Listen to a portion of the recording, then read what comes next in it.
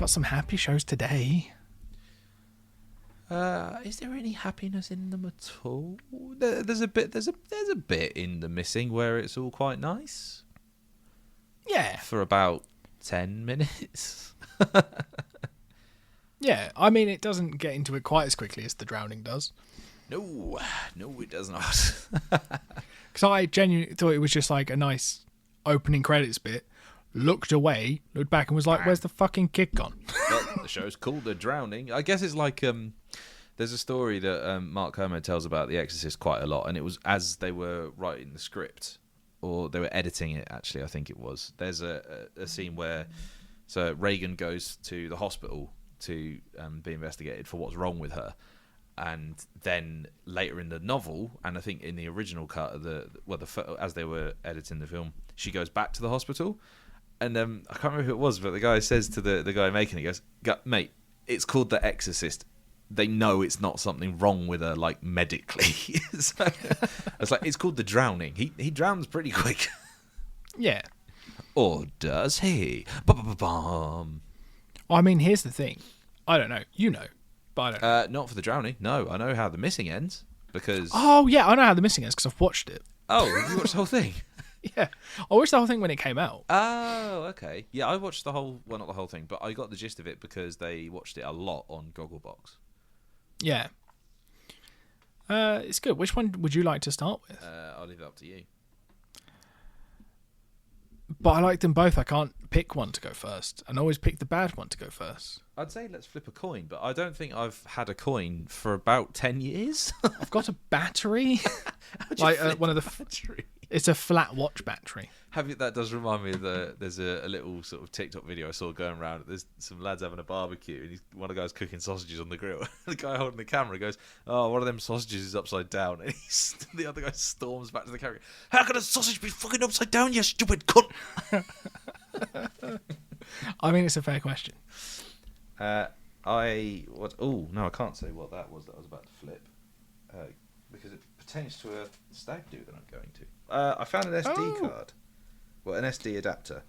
Here we go. This is thrilling listening. So, if it lands with the Gigastone micro SD adapter logo on the front, we'll do The Drowning. And if it's blank, we'll do The Missing. Does that sound fair? Yeah, it makes it sound like we're choosing between the lesser of two evils to as what's going to happen to us. This is for your fate. Are you going to go missing or are you going to drown? Here we go. It's... Fuck, what did I say? I've forgotten. I don't always listen. Let's do The Drowning first then. Yeah. Okay, kid drowns maybe. Cool. Question mark. So, The Missing. Kid goes missing. Maybe. Question mark. Question mark. That's Matt, we are getting efficient at this. They're pretty similar in some ways, aren't they, I suppose? But like... Well, maybe one has a lot more flashbacks than... Yeah, one's a lot more overtly investigation as to, like... Because you know for a fact that in The Missing, Ollie has gone missing. In The Drowning, there is a suspicion that perhaps the little lad Tom didn't drown. And so, anyway... Although they've called it The Drowning with no question mark, so I think my conclusion is that the kid has just drowned. Do you think But I understand it's like mother's grief and stuff, isn't it? It will do that thing where it comes to the end of the show and it goes, "The end?" And then the question mark. Yeah. What did I say we're doing? The Drowning first. Yes, that's right. Okay, so like you said, Drowning opens with an apparent child drowning. At a lake. Are they at a lake? Is that right? It seems like they're at a like lake, a but park almost. What it kind of doesn't really explain is how they've taken their eye off the ball, and their kid is in water that is too. It has to be too, and he has to be too far away to be gathered up by an adult. So that's it, isn't it? She does at some point say they dredged the lake. Which I'm not 100% what the process of dredging is, but I'm guessing it's like they look through it, or... What does dredge mean? Well, dredging is like scraping the bottom. Okay. I was wondering, like, is it like you empty the water? To No, dig, it's- gather, it's- or pull out. Yeah, so you can do it. I think you can dredge with water still in situ because, I mean, I imagine she loves her kid, but she's not convincing anyone to like Yeah. dry a lake. Fill up a reservoir. But so they dredged it, and a body was never recovered. Which, Yeah, in the happens. in the world of thrillers and stuff, that only means that definitely not dead, or definitely not dead in the way you thought it was. Well, he's Schrodinger's child now.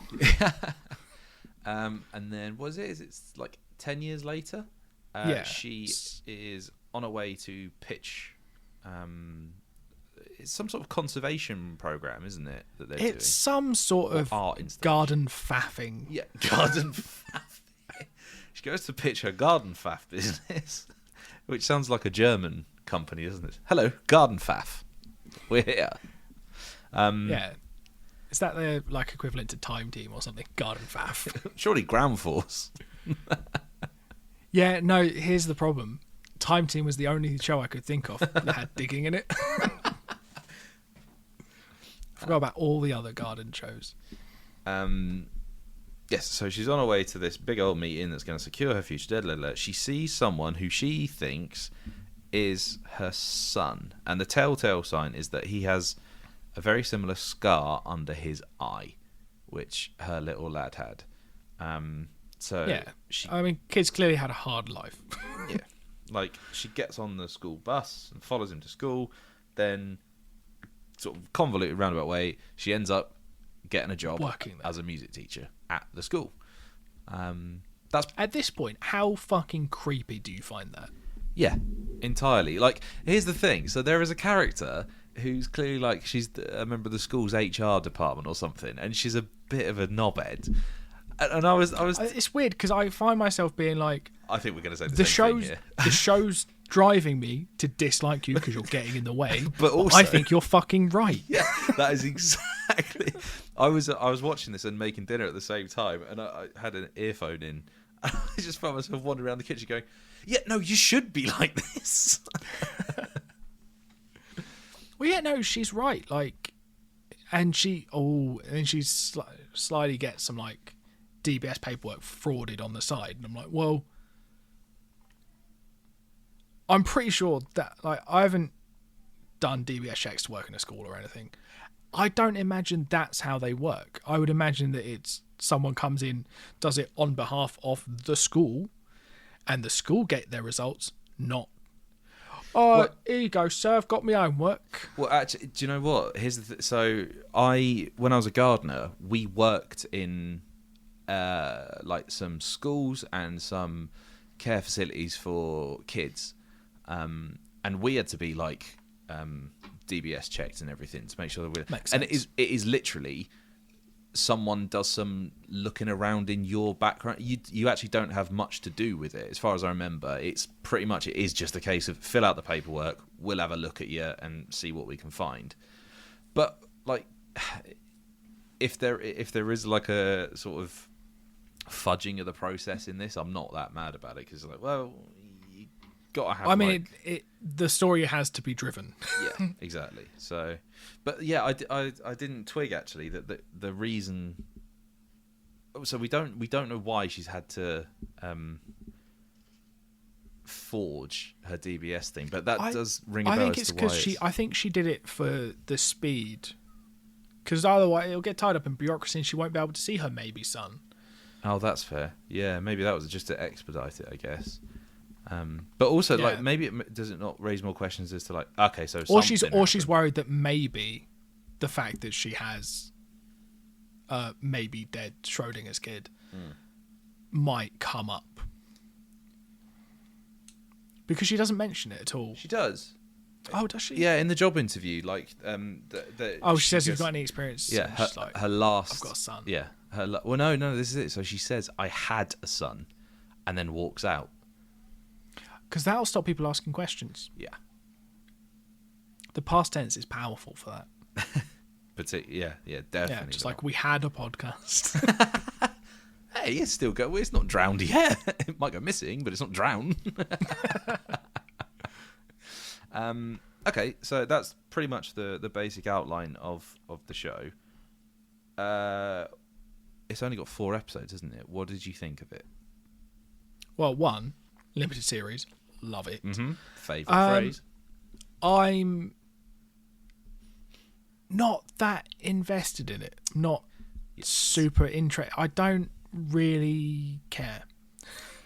It's funny that you say that, because that was exactly my reaction. Is like, I should give a shit, and I just sort of don't. And I think it's what I'm realizing is that in a lot of thrillers, and this has happened. I've threw a book across the room recently because I realized where this was going.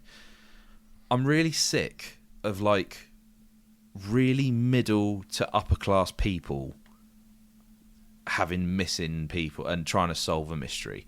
Like when your house is like, it looks like a fucking Bond lair, or it looks like you live in super manicured place. I just don't give a shit about you anymore. Especially when I saw like her house, she's there like they're sat around, they're like, oh, business is failing. I'm like, is it? Yeah, because it looks like you're doing right. Jesus Christ. So that unless she's struggling because she's holding out so hard for Schrodinger to give her child back.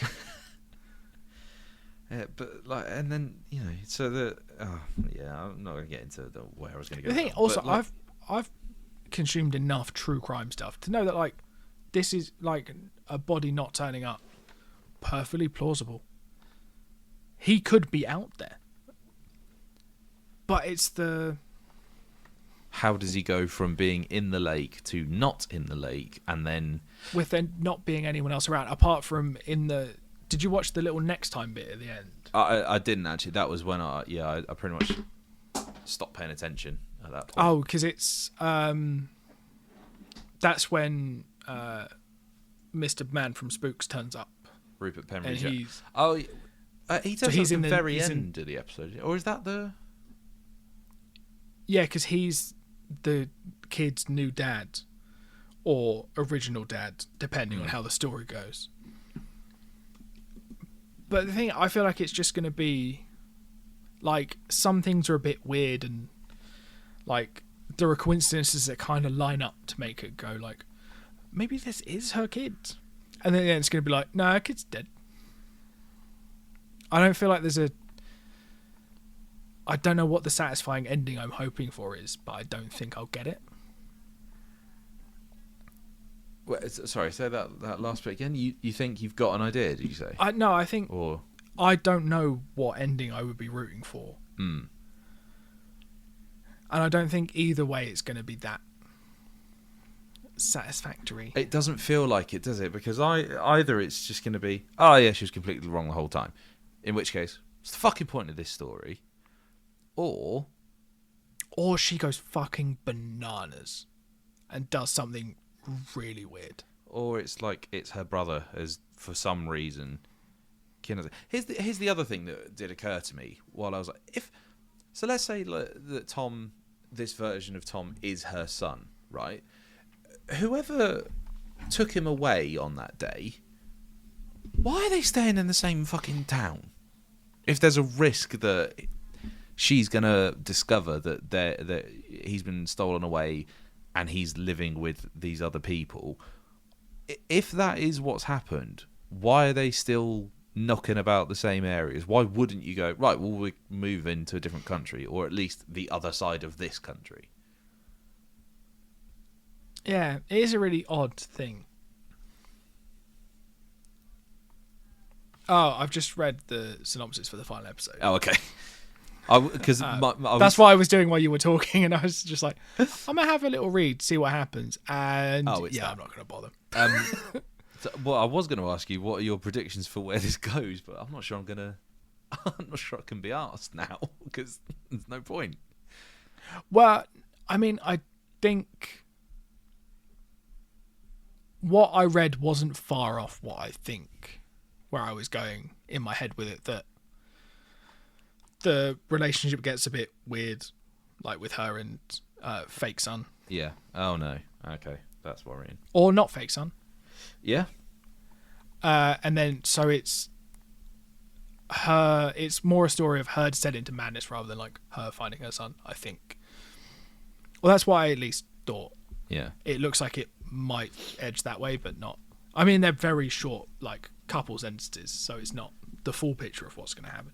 Maybe I will watch it because I've read the ending, and now I feel bad. I mean, it is only 4 episodes, isn't it? And I didn't feel like it. I was like, you know, the pace was fine. I was like, I wasn't going, oh fucking hell, hurry up. I was like, okay, so let's see where this goes. Then this is odd, I suppose. I mean, there was a little bit of me being like, this is going at quite the pace. Like, she's gone from, I think that might be my son, and now I work here. And I was like, that's a big episode. But the thing is, I don't think it's bad. I think it's just maybe I'm sort of maybe checked out of thrillers like this a bit. Because I think I've maybe watched too many of them. Because I really like the genre.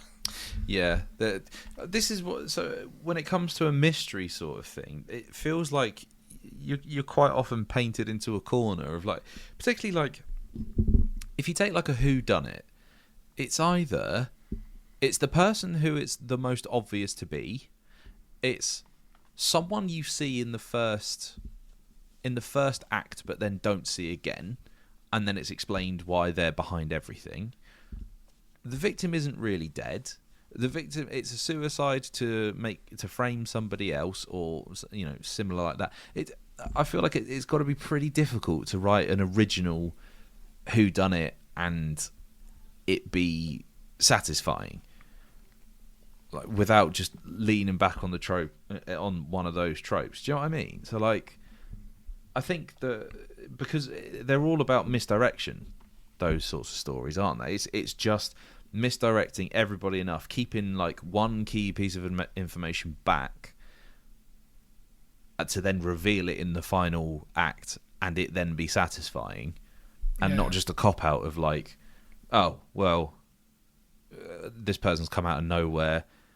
It doesn't matter if it's this person because we don't know who they are. It's like Scooby-Doo. Like Scooby-Doo, it was always the janitor from the first 2 minutes of the episode, rather than like it was always the guy who suggested that maybe you go home. Yeah.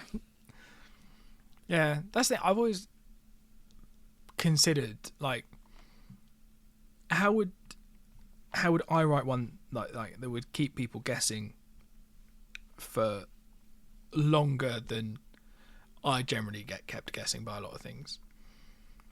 And the only way I can think to do it would be to write it without actually knowing who did it at the beginning. That does stress me out, because I listened to a podcast the other day with Lisa Jewell, who she's like a big thriller writer. She's done loads of thrillers, and I've actually got a couple of her books. And you know what I've read of them, they are really good. But she said something that does stress me out. Like, if I think about the idea of writing a story, she says, "Oh, I write and I don't know where it's going." I'm like, I don't understand how you can. It baffles me how you can craft a satisfying narrative if even you don't know where it's going. Well, I guess it's that you get it out, and then through that you've worked out where it's going. And then I guess you tidy it up at that point. Yeah, so there's a theory about writers, particularly like in fiction, like that people are either, was it architects or gardeners? Yeah. Like, you know, you maintain it as you go, or you plan the whole thing and go for one thing. So it's weird, because I'd never heard that phrase until earlier on. I think it was yesterday when I was reading an article about George R.R. Martin.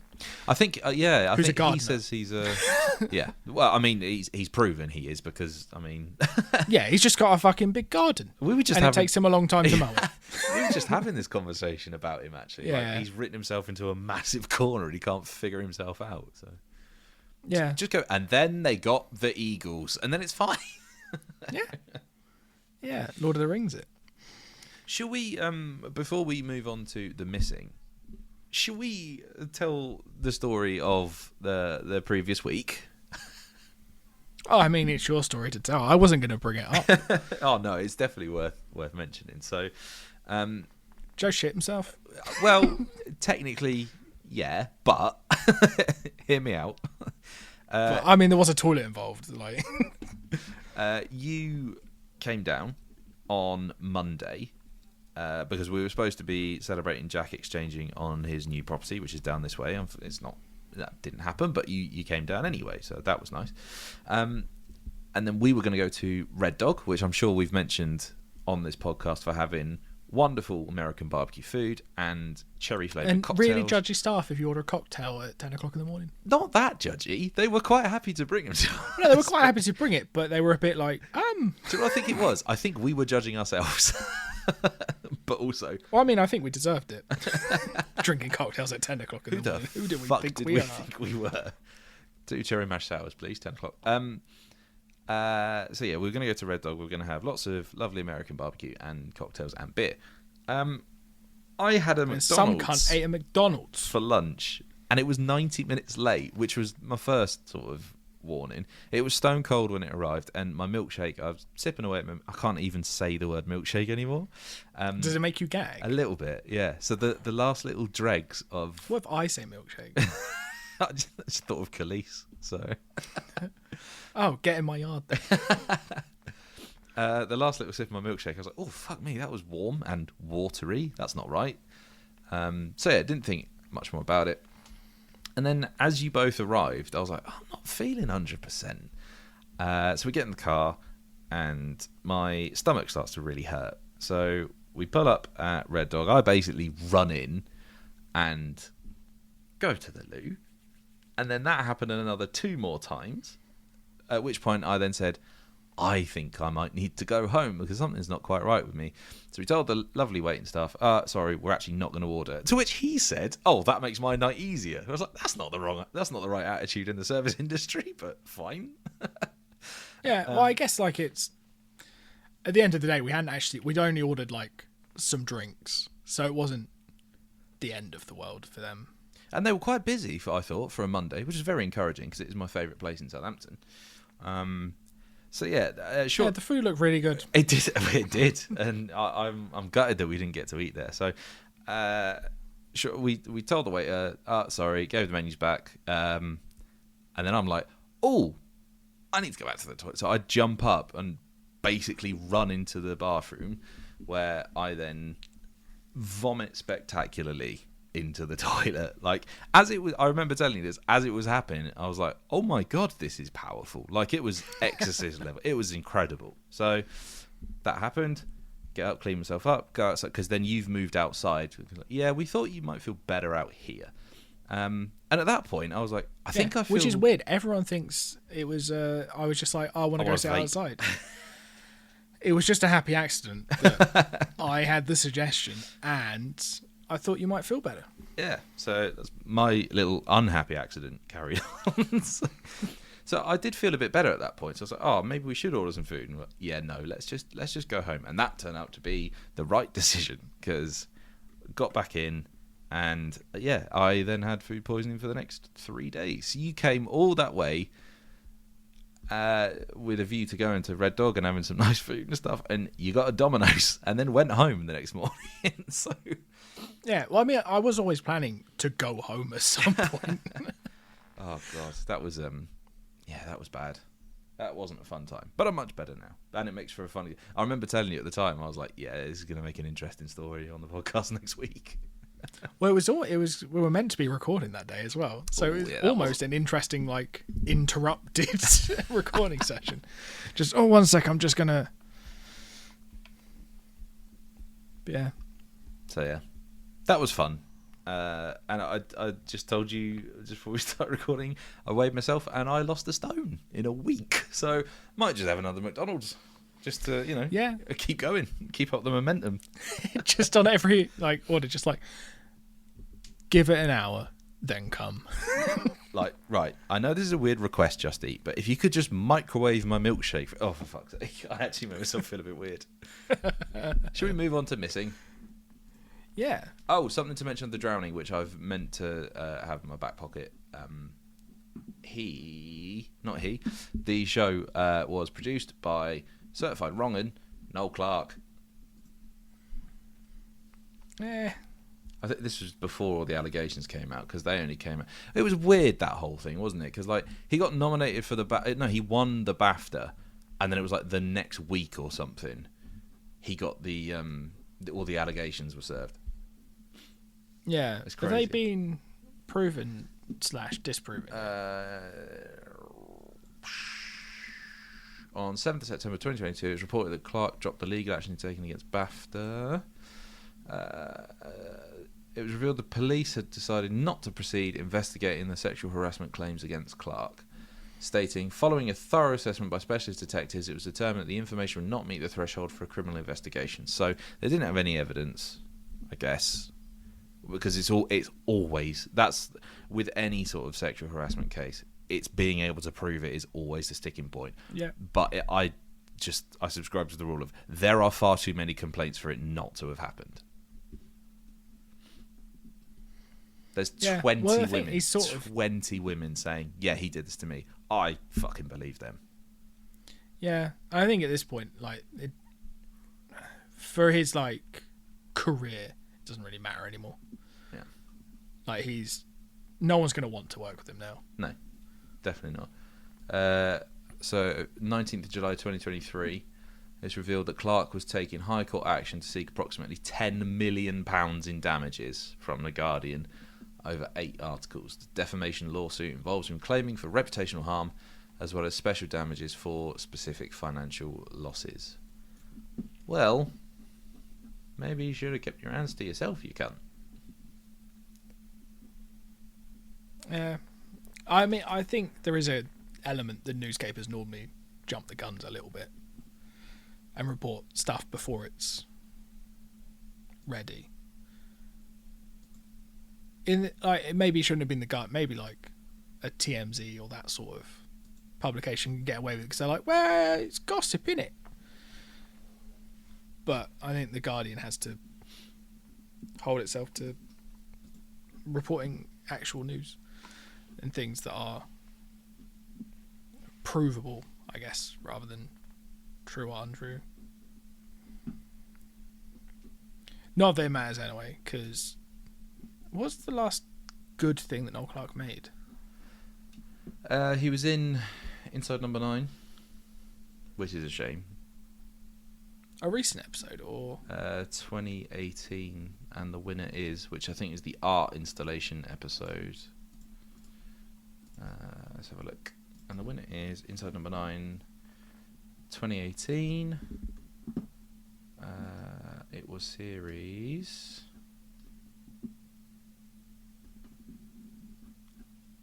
fuck, I don't 4, know. maybe. 2018 could have been season 4, maybe 3. No, it wouldn't have been 3 because they started it in 2011, I think. Oh, 2014 they started it actually. Might be, yeah, you might be right then. Let's have a look. Season 4. We joined the jury of a television I was awards right. company as they decide who's going to win the Best Actress award, but only one of the 8 actors can be chosen. I don't remember that episode. Oh, I think No. it's in it's in like a conference room, I think. Oh fuck, we definitely need to do another run through of Inside Number 9. It's so fucking good. I need to finish it. Yeah, you do. Yeah, I think the trouble I find is sometimes I'm really in the mood for it and sometimes I'm just not. So I find it hard to like... I don't want to force myself to watch it. Yeah. Oh man, I love that show. Anyway, The Missing. Yeah. I mean, I remember we know how really this enjoying ends. this when it first came out. Yeah, so that's quite the interesting thing about this one is I was like, well, I mean, I know how it ends, so is there much point in, even thinking about watching this all the way through? And while I'm not sure I'm going to, it's a really solid episode 1 of a thriller. Yeah. Well, I think it had me like hooked in the way that I was like, I need to come back next week. And then I was just like, or I'm going to not watch, like, I think it's 8 episodes. And I was like, I'm going to not watch any of it and then watch it all at once. And I can't remember what I did. probably the latter. But I think what they did that was quite good, because obviously little kid goes missing in France. People are English. English people don't know French. Why would they?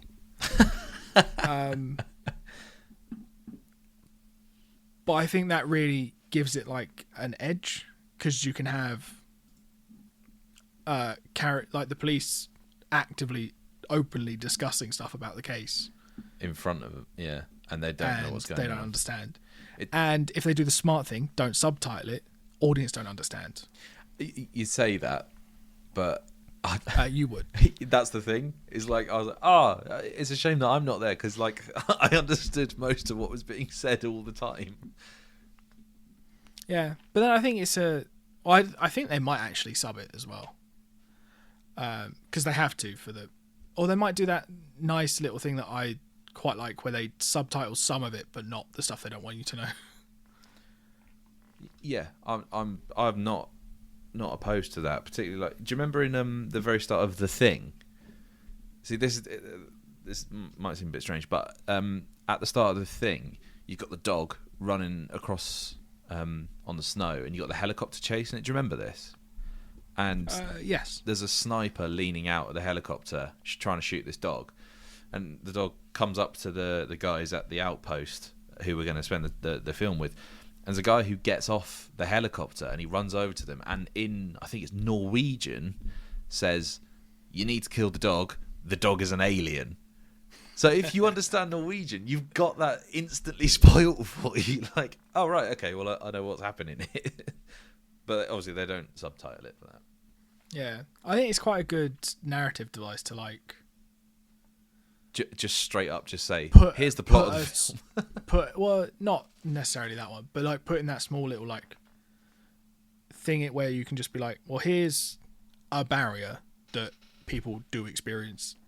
They're experiencing the show, and if you get to experience as well, you're a bit like, I think you can start to get on the like edgier side of the emotions, where they're just like, I don't understand what's going on. Someone needs to explain this to me in a language that I understand. But it's good. I enjoyed it the first time and the second time, because I think it's been long enough now that I have forgotten enough of it. Yeah, so that is the thing, that like a bit like I was saying earlier about, you know, when you've got a mystery narrative, if you've only got a certain number of endings and stuff, so if you know what the ending is, it does, you know, I think the journey to that ending would still be a satisfying one. And actually, at the very end of this episode, where Tony spends the entire episode not getting anywhere, like the only lead he gets is from this scarf and this extremely organised and detail-obsessed charity shop owner, which was very convenient for them, but, you know, fine, whatever. When he spent so long not getting anywhere, and then at the very end of the episode, the last thing you see is a drawing that Ollie has done on this wall where he has been kept. I actually found that like quite a weirdly scary moment. Like when he drops to the floor and you see his face and his eyes go really wide and his mouth drops open and you're like, what the fuck has he seen? And then you see this massive kid's picture on the wall. I found that weirdly quite chilling. Like, oh shit. Like it made me sort of start. It's, I think, not what you expect the first episode to be. Because the whole premise is their kid's gone missing. It's 8 years later. Everything's now fucked. So he's desperately just going around looking for his son. And you don't expect him to get anywhere, because you expect the whole thing to be like him not getting over it, but coming to terms. Yeah. And then But then in the first episode, he was here. Where did he go from here? So he gets something, and almost like gets that like, fuck you, I told you. Definitely. When he's leaving the voicemail for his wife, it really feels like that. Like, I found something, and then he hangs up. Admittedly, he's pissed, but that bit that actually did make me laugh. Not that bit, but when he goes into the cafe and he asks for a glass of wine, he necks it, and then he decides he's had enough, so he walks out. And that way he goes, "You haven't paid for the wine." And he goes, "Back off," leaves. Yeah, I think it's also quite an interesting. Having the flashbacks and stuff is quite useful, because I think you get a lot of the context. There's I think it keeps you sort of intrigued, doesn't it? It's, because it sort of drip feeds you bits from, the present and the past. So I think there's also actually what I didn't realise, there's quite a, if you don't know to look at it, you wouldn't think anything of it, but there is quite a clue in one of the objects that Ollie has. Do you know the one? I'm trying to sort of dance my way around it without saying exclusive. There's a toy that you see that Ollie has that actually is sort of foreshadowing what's happened and what prompted him to move from the spot where he went missing. Do you know what I mean? No, I can't remember. Okay, once we've finished, I'll just say what it is. But there is a very overt reference to something that distracted his attention from his dad when they're in the bar. Oh. But yeah, the ending is like it's pretty dark, isn't it? It's because you find out what's happened, but not in a satisfying way. And then there's a coda with Tony that is really, really sad, from what I remember. So I don't know. I'm kind of tempted to give it another go, like perhaps with Leaf, because I'm pretty sure she wouldn't remember watching this on Gogglebox. Yeah, I think it's, from what I remember, it's a genuinely good thriller. Also, filming began in February 2014 with the help from the Belgian government's tax shelter scheme. You're welcome. Yeah, and it's quite good. You get to learn a little bit about how the legal system in France is different to our own. And you get to learn that through English people being there and not understanding. Because it's although we've seen that in other TV shows, because we watched some of those foreign ones, didn't we? That's not what you call them. Call them what you call them. Bad. Hard to understand. A lot of reading involved for television. Yeah, there was a second series of this and a spin-off. Yeah. I watched, I think, some of the second series. Because I think the second series has... David Morrissey and Keely Hawes. Yeah. I think it was Keely Hawes. So Yeah. I was like, oh, she's in this. I'll watch that. Forgetting that I'd already seen the first season, and went, oh, she's not in the first season, but I've already seen that, so it was fine. I never watched Baptiste, though. No. But I imagine it's a wondered lot of... what He it gets, was, like... but- I think both this season and I think what I watched season 2, and what I understand of the spin-off, he gets a very reputation of, like, yeah, it's not as bad as missing person stuff.